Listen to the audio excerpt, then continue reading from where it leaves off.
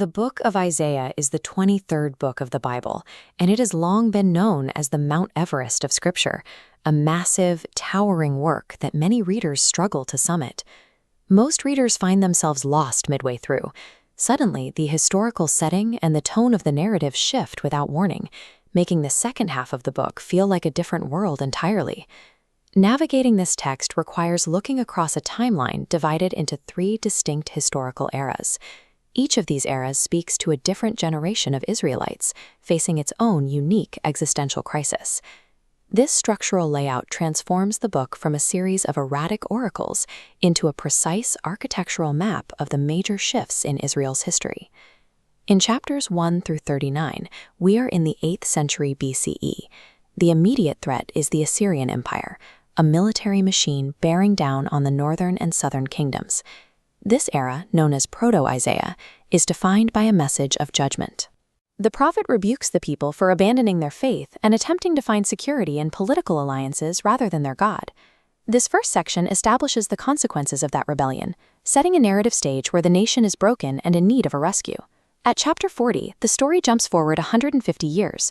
The Assyrian threat has passed, but the Babylonian Empire has arrived, destroying Jerusalem and burning the temple. The Israelites are now living in forced exile in Babylon. Their old world is gone, and they are living as captives in a foreign land. Because the judgment has already fallen, the tone shifts. The warnings of doom are replaced by a message of comfort and the promise of a way home. The text describes a new exodus, where God will use the Persian king Cyrus to defeat Babylon and issue a decree allowing the exiles to return to their homeland. Within this exilic era, the book introduces its theological centerpiece in chapter 53, the suffering servant. This Messiah is not a conqueror who arrives with a sword. Instead, he is a figure who will absorb the sins, the pain, and the suffering of his people. The prophet explains that through this servant's willingness to be crushed for the transgressions of others, the nation finds its spiritual healing. Deutero-Isaiah shows that God's ultimate rescue requires a sacrificial Messiah to carry the weight of the people's failures. The final era, Trito-Isaiah, covers chapters 56 through 66. The exiles have finally returned to Jerusalem, but they haven't found a paradise. They found weathered ruins. Rebuilding the temple is grueling, and the people quickly fall back into the same corrupt patterns that led to the exile in the first place. This section calls the people to live justly in the present, while they wait for the complete restoration they were promised. It points toward a future where God makes all things new, establishing a kingdom that extends far beyond the borders of Israel.